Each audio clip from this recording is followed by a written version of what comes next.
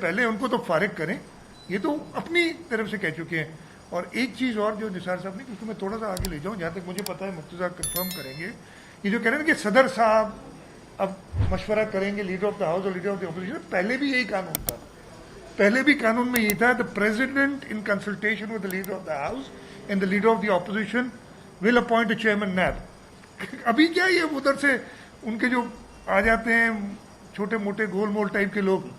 وہ یہ بات کرتے ہیں کہ جی صدر بات کر سکتے ہیں، وہ نہیں کریں گے بات، پہلے بھی یہی تھا قانون میں۔ تو پرابلم یہی ہے کہ یہ حکومت ایڈہاکزم پہ چل رہی ہے۔ بڑے بڑے ادارے جو سو کالڈ بڑے بڑے ادارے ہیں نیب کے، ان کو انہوں نے اپنے زیر اثر ایسے کیا ہوا ہے کہ ہر طریقے سے اس پہ کنٹرول رکھنا چاہتی ہے۔ اور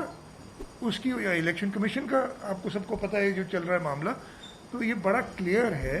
کہ یہ حکومت ہر طریقے سے حکمرانی کرنے کی اپنی، اگر ان کی کوئی تھی پاور، وہ لوز کر چکی ہے۔ اور انشاءاللہ تعالی لوگ کہتے ہیں وہ ارلی الیکشن ہو جائیں گے، وہ آج ہو الیکشن، ہم تیار ہیں۔ جس وقت الیکشن ہوں گے، پاکستان تحریک انصاف مجھے کہیں نظر نہیں آتی، چاہے وہ سندھ ہو، چاہے پنجاب ہو، چاہے خیبر پختونخوا ہو، چاہے بلوچستان ہو، اس لیے کہ چاروں صوبوں کے لوگوں کے ساتھ جو ظلم ڈھایا گیا ہے، جس طریقے سے لوگوں کو رہنے کا حق چھینا گیا ہے، میرا نہیں خیال ہے کہ اس ملک کے لوگ اب سلیکٹ بھی کر سکیں گے ان کو کوئی۔ بہت شیر صاحب یہ بتائیں کہ ایم کیو والے کل ملے تھے وزیر اعظم پاکستان سے، اور انہوں نے پھر وہی پرانا چورن مردم شماری اور مختلف چیزیں جو کی ہیں،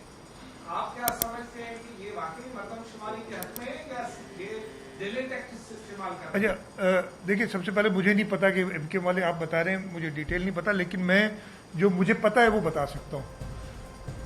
سی سی آئی میں مردم شماری کے اوپر ووٹ ہوا،